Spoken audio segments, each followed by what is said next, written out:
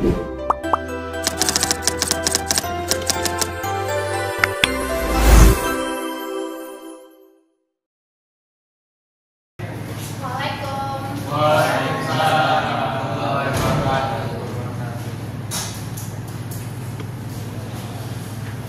sudah siap semua ya untuk belajar hari ini anak-anak? Ya, Bu. Gimana tadi sudah sarapan semua? Sudah. Semangat nggak mau kuliah? Semangat. Oke. Sebelumnya kita absen terlebih dahulu ya.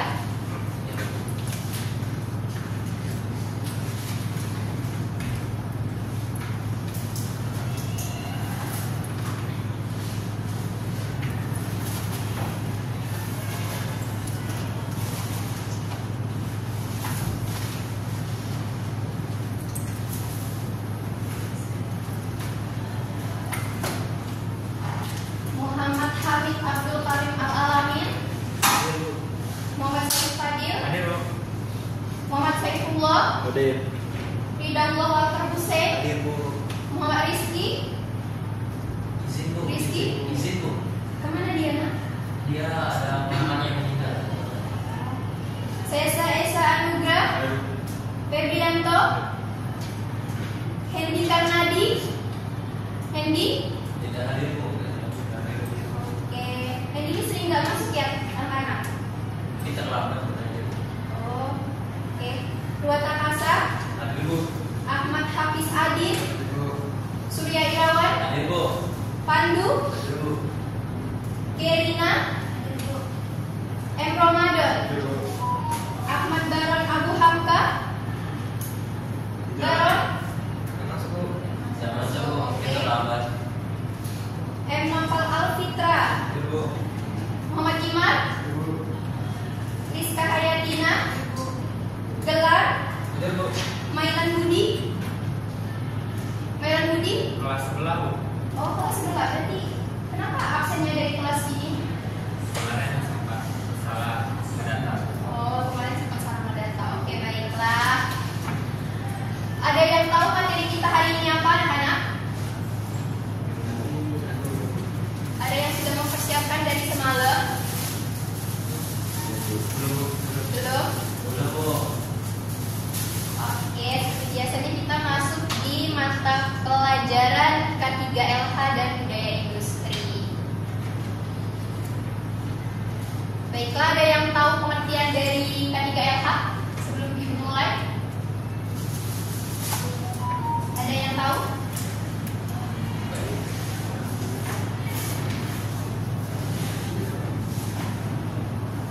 Karin tahu?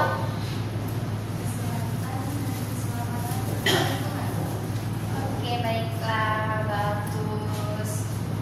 Kalau budaya industri ada yang tahu? Budaya industri atau pernah dengar budaya industri itu apa? Bagaimana? Ada yang tahu? Oke, Surya. Budaya industri itu seperti kebiasaan yang dilakukan pada industri tertentu. Kebiasaan apa? Kebiasaan sebagai Seperti menggunakan helm untuk keselamatan, sepatu safety, dan pakaian safety. Tidak yang sudah tahu. Jadi Ibu ada lembar materi. Nanti setelah pembelajaran kita, kalian analisis materi ini satu kelompok 2 orang ya. Bisa ke samping atau ke belakang. Ini dipegang dulu. Ke belakang. Satu kelompok bisa 3 atau 2 orang ya.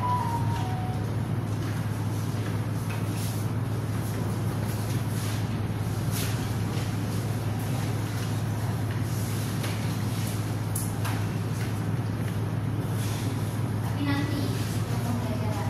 Oke. Ini pegang dulu sebagai referensi.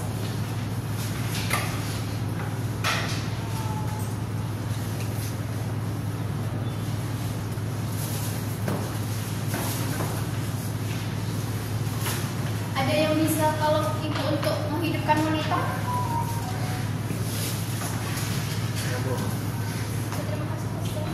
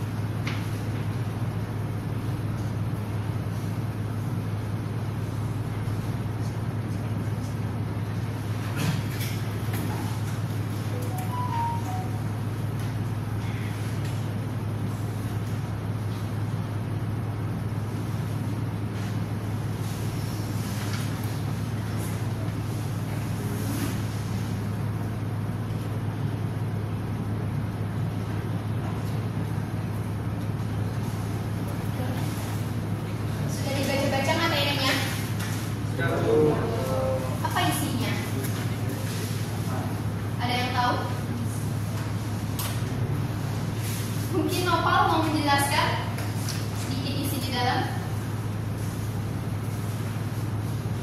Mana ini Bu, mesin gerinda, mesin dari mesin gerinda. Isi dari mesin gerinda. Oke. Kita mulai presentasinya dulu ya. Materi kita hari ini adalah K3LH dan budaya industri. Di mana K3LH itu adalah kesehatan, keselamatan kerja dan lingkungan hidup. Adalah salah satu upaya untuk mencegah kecelakaan kerja, penyakit akibat kerja, dan melindungi lingkungan dari dampak industri. Apa penyebab adanya K3LH? Ada yang tahu? Kenapa diciptakan? Ini untuk mengantisipasi pencemaran lingkungan karena dampak dari industri. Jadi terciptalah sebuah konsep K3LH. Oke, baiklah. K3LH untuk perusahaan-perusahaan besar biasanya diterapkan berdampingan dengan budaya industri, di mana budaya industri tersebut mengacu pada nilai, norma, dan praktik yang diterapkan di tempat kerja. Budaya industri yang terkenal ada 5S: Seiri, Seiso, Setsuke, Seiketsu. Dan yang terakhir, ada yang tahu budayanya? Ada pada lembar yang Ibu berikan?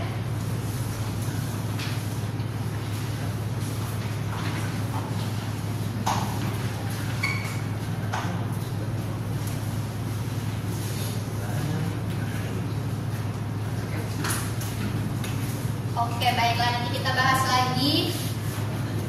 Hari ini kita akan membahas K3LH pada penggunaan mesin gerinda tangan. Ada yang tahu bedanya mesin gerinda tangan dan mesin gerinda yang bukan tangan atau yang mesin? Udah kebayang jenisnya gimana atau bentuknya gimana? Sudah pernah melihat? Oke, baiklah, berarti kurang lebih kalian udah tahu kecelakaan kerja apa saja yang dihadapi ketika kita menggunakan gerinda tangan, gerinda potong, dan gerinda-gerinda lainnya, di mana K3-nya digunakan atau harus kita pakai selama praktik penggunaan mesin gerinda tangan. Sama seperti konteks K3 lainnya, hanya saja gerinda tangan itu memiliki beberapa APD yang diperlukan, seperti sarung tangan agar tidak panas dan tidak mengalami kecelakaan kerja lainnya, kacamata, mungkin masker agar tidak terkena serpihan-serpihannya, dan yang lain sebagainya.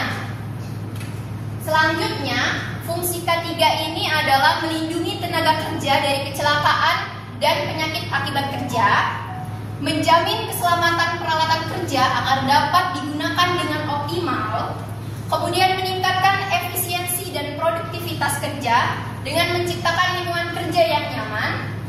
Yang keempat, mengurangi resiko kecelakaan kerja dengan menerapkan prosedur keselamatan yang sesuai. Dan yang terakhir, mematuhi regulasi dan standar keselamatan yang ditetapkan oleh pemerintah dan perusahaan. Kemudian, potensi bahaya dan resiko kecelakaan dalam penggunaan gerinda tangan. Potensi bahayanya, 1. Percikan api dan serpihan logam. Biasanya praktik gerinda tangan itu berhubungan dengan logam, baja, dan lain-lainnya yang memungkinkan untuk mata kita terkena, tangan kita luka, dan lain sebagainya, seperti yang sudah kalian bayangkan. Atau kalian sudah pernah praktik menggunakan gerinda tangan? Mungkin oke, sebagian ada yang sering ya, jadi udah kebayang gimana resikonya kita menggunakan mesin gerinda tangan. Kemudian putaran batu gerinda yang tidak stabil dan penggunaan alat yang tidak sesuai dengan prosedur. Risiko kecelakaannya, luka akibat serpihan logam, cedera mata akibat percikan api, dan kecelakaan kerja akibat kelalaian penggunaan APD. Cara pencegahannya. Oke, cara pencegahan potensi bahaya dan risiko kecelakaan dalam penggunaan gerinda tangan menggunakan APD yang sesuai seperti kacamata, sarung tangan, masker, dan yang lainnya seperti Ibu sudah jelaskan. Memeriksa kondisi gerinda sebelum digunakan, menggunakan gerinda sesuai prosedur operasional atau standar SOP. Ini adalah gambar, dua gambar bahan yang paling penting untuk kita gunakan ketika kita kita menggunakan gerinda tangan, yaitu sarung tangan dan kacamata pelindung untuk mata. Selain dari itu, kalau kita praktik kita harus menggunakan baju praktik, oke? Sepatu APD, kalian tahu? Sepatu safety-nya, iya benar. Apalagi, Cek tahu?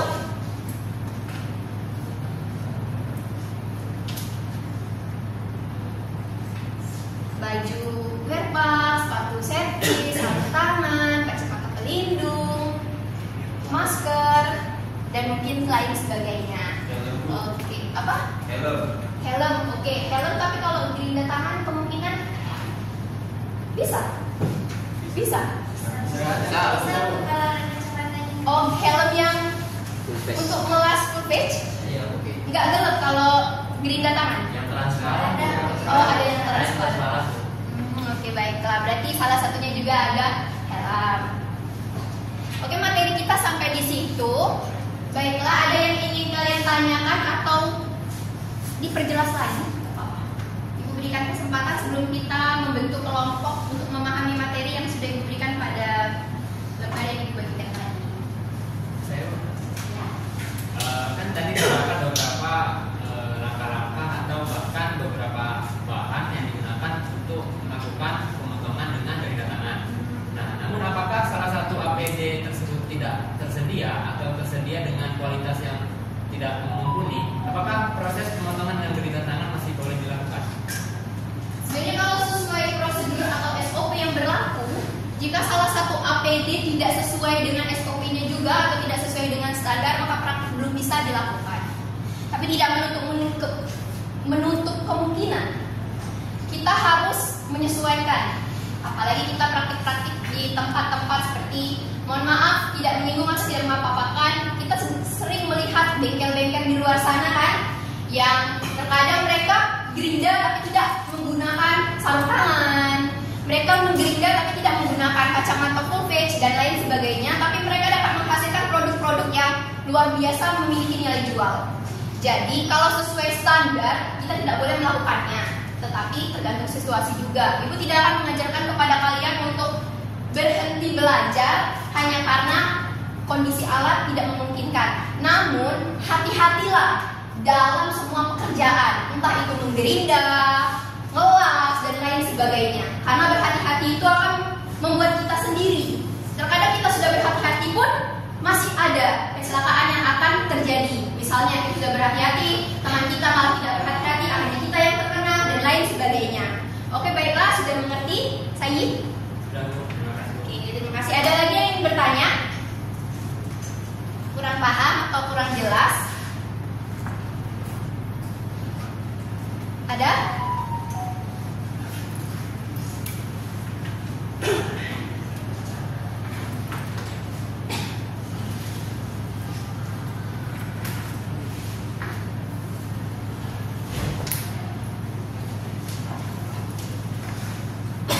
Kalau tidak ada, silakan menghadap kelompoknya, yang depan ke belakang, yang samping ke kanan atau ke kiri. Sedikit kita jelaskan materi yang Ibu sampaikan atau Ibu print out untuk kalian. Oke, silakan dulu dilihat sebentar. Bisa 2, 3, 4, terserah sebisa ada. Oke, silakan.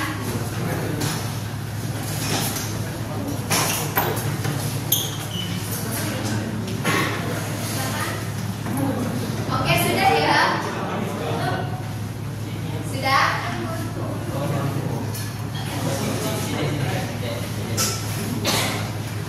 Di slide terakhir ada jenis-jenis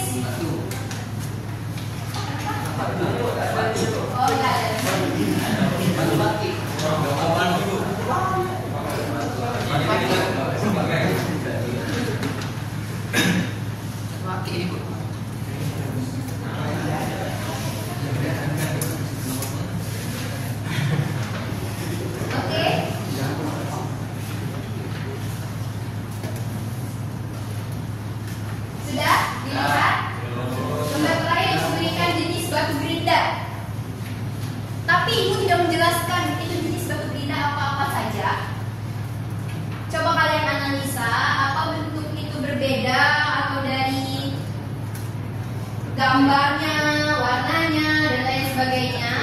Kalian analisa kenapa mereka berbeda, atau mungkin ada yang tahu dan paham jenis-jenisnya.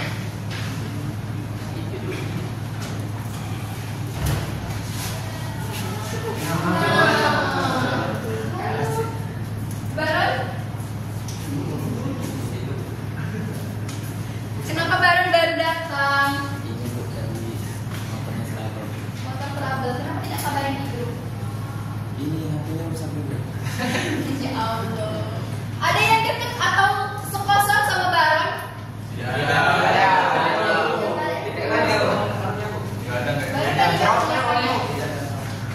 tadi tadi ke kampus. Kampus. Kok bisa ada trouble tiba-tiba? Oke, baiklah, silakan masuk. Tapi pembelajaran hampir selesai. Jadi nanti tanya sama teman-temannya ya materi yang kita pelajari hari ini. Oke, silakan duduk.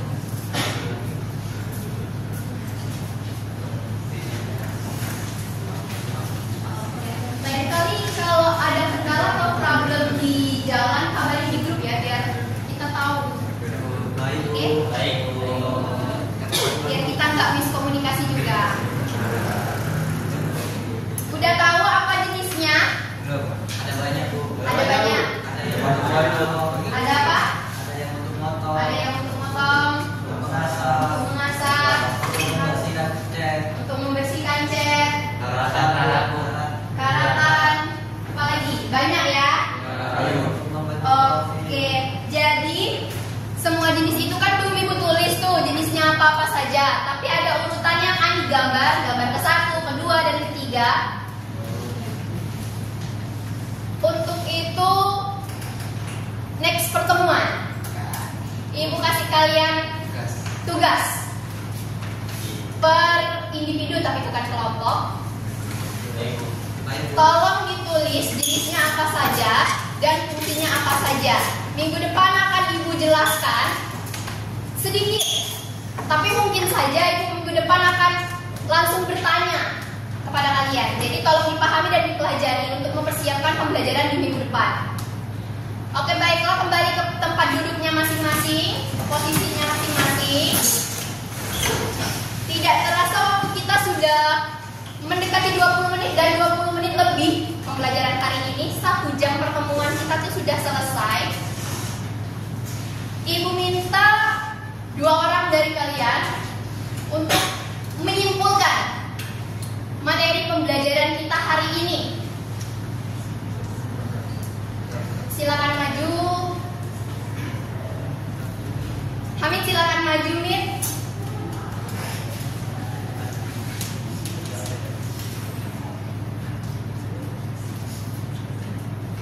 Satu lagi, saya minta Katrina boleh maju ke depan untuk menyimpulkan.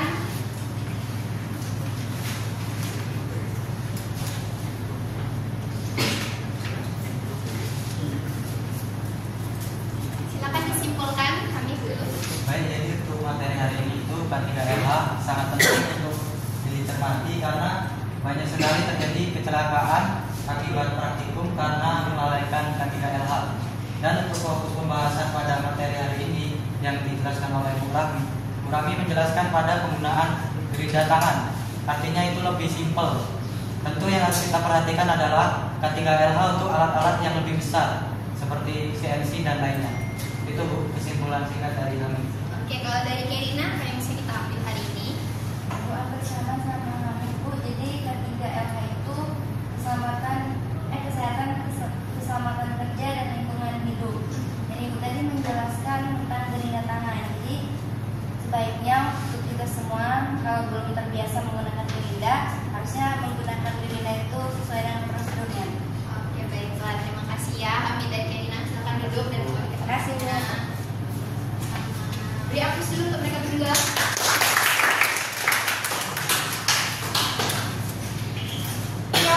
Teori ini bisa kita gunakan ketika nanti kita praktik gerida tangan di bengkel kita ya, atau di laboratorium kita. Oke, itulah kesimpulan yang sudah mereka berikan, yaitu Hamid dan Rizka. Ibu simpulkan sedikit lagi di mana gerinda tangan itu adalah alat untuk praktik dan kita harus menggunakan APD agar keselamatan kita terjaga dan harus tetap hati-hati. Baiklah, selesai pembelajaran kita pada hari ini. Terima kasih semuanya. Ibu akhiri. Wassalamualaikum warahmatullahi wabarakatuh. Waalaikumsalam.